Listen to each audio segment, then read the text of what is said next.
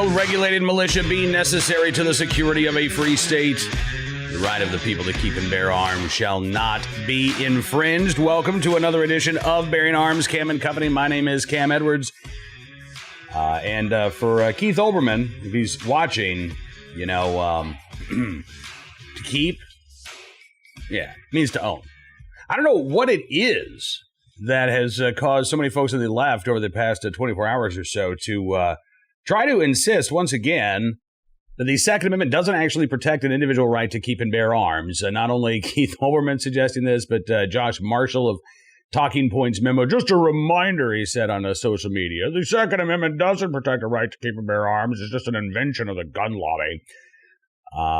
Which is not the case. I mean, not only do we have the clear text of the Second Amendment itself, but, 46 state constitutions also protect the right to keep and bear arms. And of course, throughout our nation's history, there have been very few attempts to actually completely ban firearms.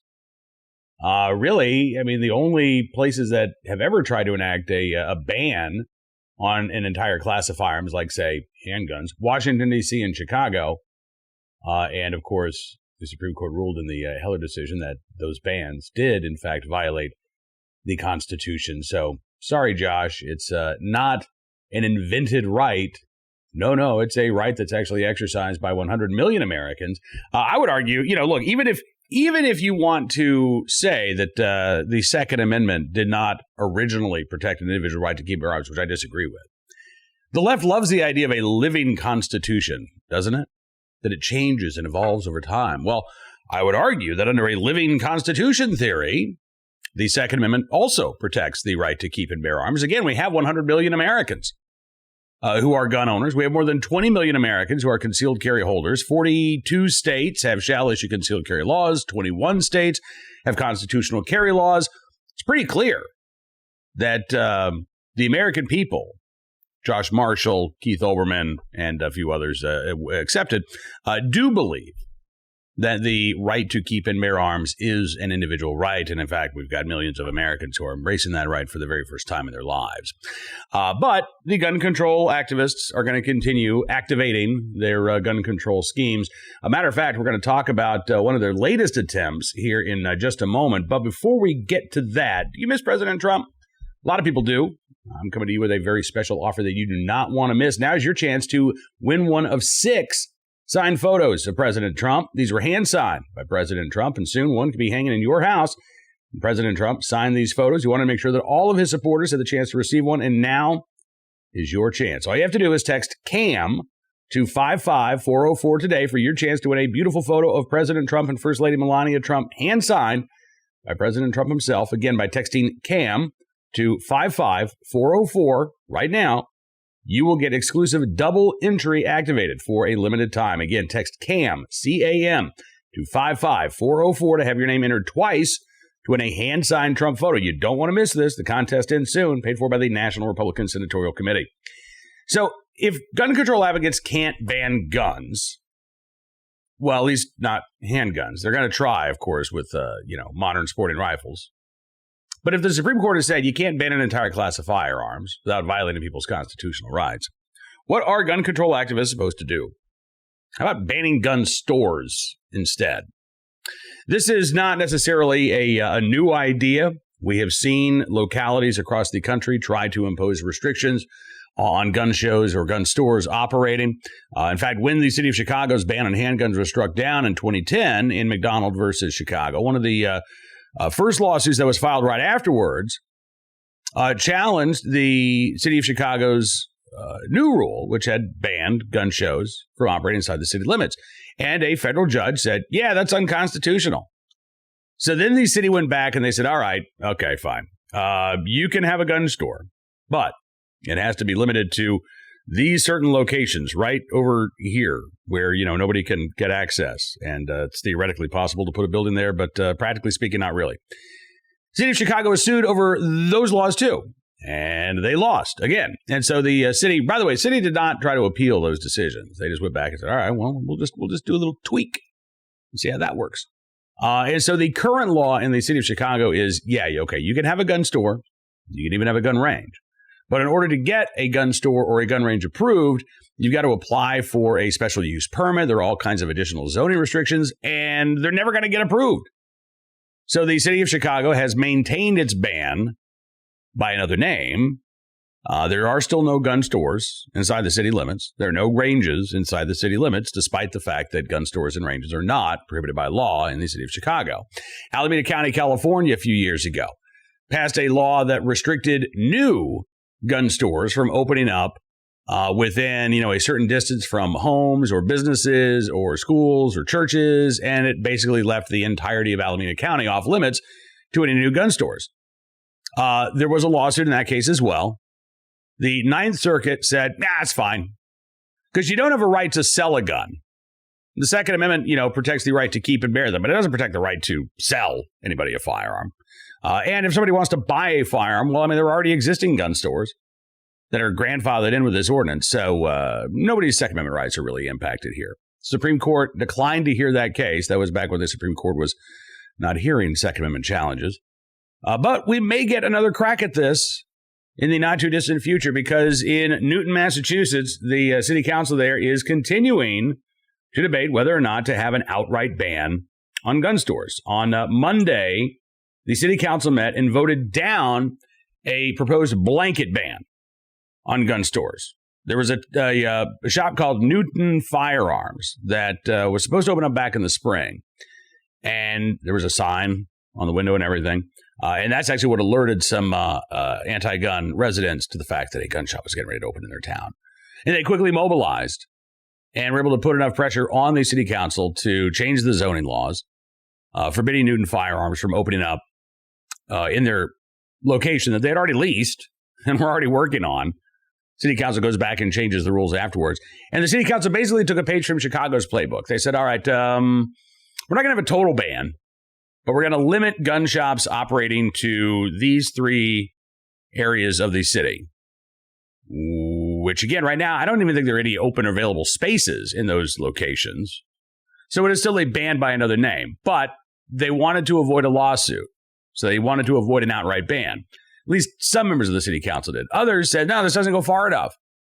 It's theoretically possible for a gun shop to still open up in town. So we need that total ban. That's what they voted on Monday night. And by a vote of 21-3, the city council actually rejected that proposal. But according to the Boston Globe, quote, defeat of that measure will likely not be the last word on the issue. Last month, two other council members, Emily Norton and Leonard Gentile, docketed a separate ban proposal that calls for adding amendments to the city's ordinances that would prohibit the sale or manufacture of firearms within the city. During Monday's city council meeting, Gentile said that the proposed gun store ban through the city ordinances was expected to be taken up in the fall. So the really, really committed gun control activists, they're not giving up here. They want that utter ban, even though, let's say, the more politically savvy gun control activists in Newton, Massachusetts understand, okay, we're going to be inviting a lawsuit. Why do this? Why write down that gun stores and gun manufacturers are banned from the town when we can do the same thing without explicitly saying so? And we're going to be on more solid legal ground if we don't actually come right out and say we're banning gun stores. Now, personally, I kind of hope that the less politically astute anti-gun zealots prevail here, because it would make a lawsuit easier. Unfortunately, even if a lawsuit were to be filed, Newton's gun ban ordinance was struck down, and we know what the city council would do. They would then go back and they would do exactly what they're doing right now, which is trying to manipulate these zoning laws to prevent these gun shops from opening up.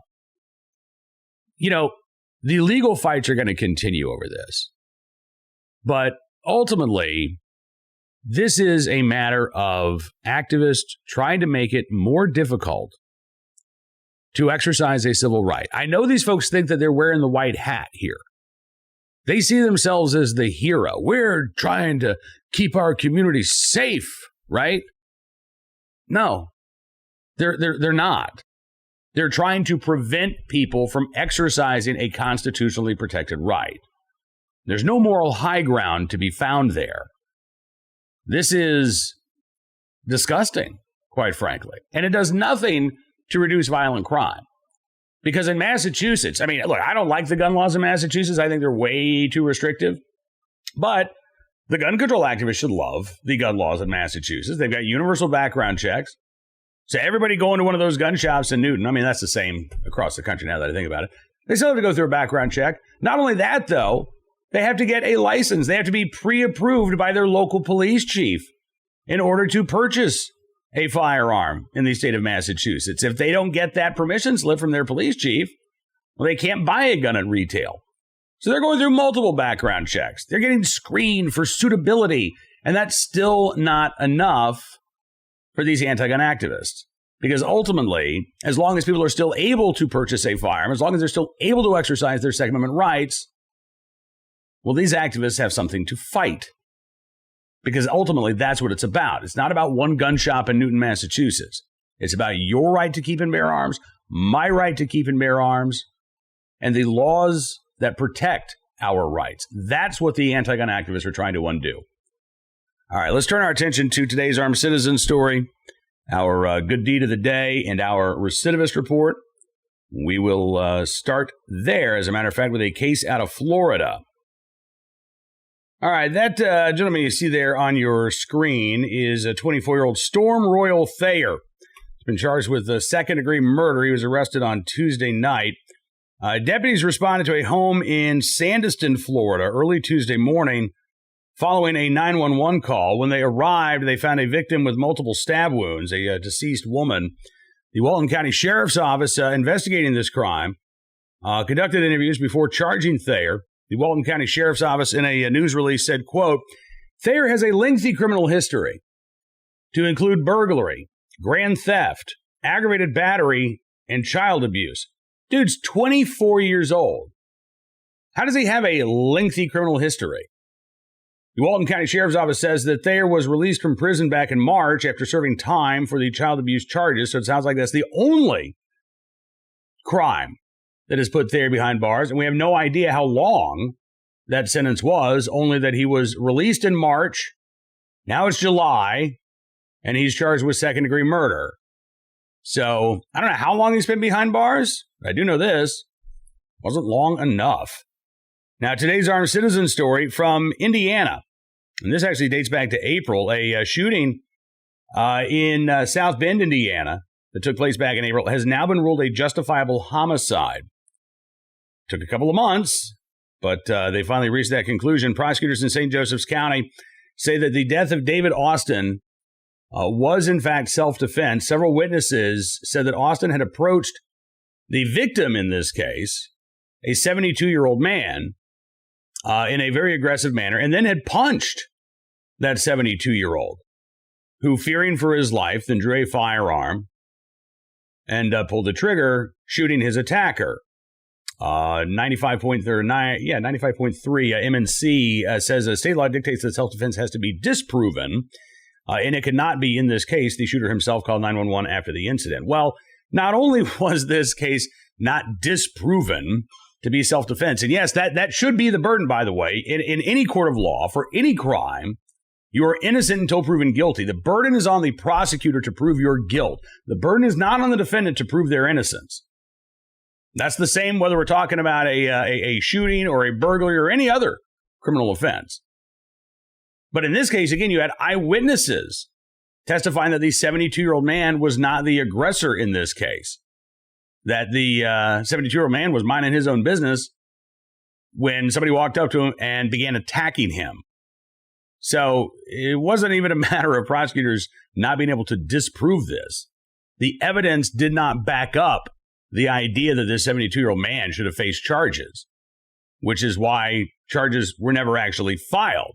Now, I would have preferred this investigation not take as long. Again, this was back in April and it's now July, but there are good reasons why this 72-year-old will not be facing charges, primarily because he was acting in self-defense. Finally today, our good deed of the day from Wyoming, where an airwoman or an airman in the right place, airperson, in the right place at the right time, willing and able to do the right thing to save a kidnapping victim. I mean, this is crazy. Suzanne Pedro is an installation entry controller at F.E. Warren Air Force Base. She was recognized for her life-saving actions that took place just a few weeks ago in late June. According to records, a man drove up to the gate there at the Air Force Base and handed Pedro a form of identification that she didn't really recognize. There was the adult male in the car. There was also a boy in that vehicle. And Pedro said that both refused to make eye contact with her, which made her suspect that something was up. She said, I had a feeling that something wasn't right. Neither the man nor the child looked at me while I examined the ID, and when it flashed red for warrants, my heart began to race. So Suzanne Pedro quietly alerted her supervisors about what was going on. She directed the vehicle out of the line of traffic at the gate to prevent him from fleeing. Airman Frank Shaw then relayed information to the Base Defense Operations Center, which verified that warrants had been issued for the arrest of the guy in the car. They contacted local law enforcement to inform officers, okay, we've got this guy here. Pedro says, we were told of a weapon in the car, so my heart was racing, but I wasn't nervous. My main concern was keeping the child distracted and keeping him comfortable and happy. The investigation is ongoing, but from what Pedro has heard, it sounds like this child had been missing from his biological mother since December of last year, so 6 months. Major Keel Luber, commander of the 90th Security Forces Squadron, which runs the airbase, says Airman Pedro exemplifies what it means to be a defender. While not yet qualified for her on her position, she followed her instincts and training, directly contributing to the capture of a wanted criminal and the recovery of a missing child. Suzanne Pedro, meanwhile, says, I've wanted to be a police officer as long as I can remember. To have only been in the Air Force for 10 months and to get this experience that most haven't gotten in their whole careers, it's been amazing. I'm thankful for everyone on my flight who's helped teach me. I'm also thankful for my parents for supporting me in my dreams. So again, in the right place, at the right time, willing and able to do the right thing. Suzanne Pedro of the U.S. Air Force, we thank you for your very good deed. Now, that is all the time we've got for you on this edition of Bearing Arms Cam & Company. I want to thank you for being a part of the program as always. Don't forget, you can subscribe to Bearing Arms. All you got to do is go to bearingarms.com/subscribe. We make it really easy.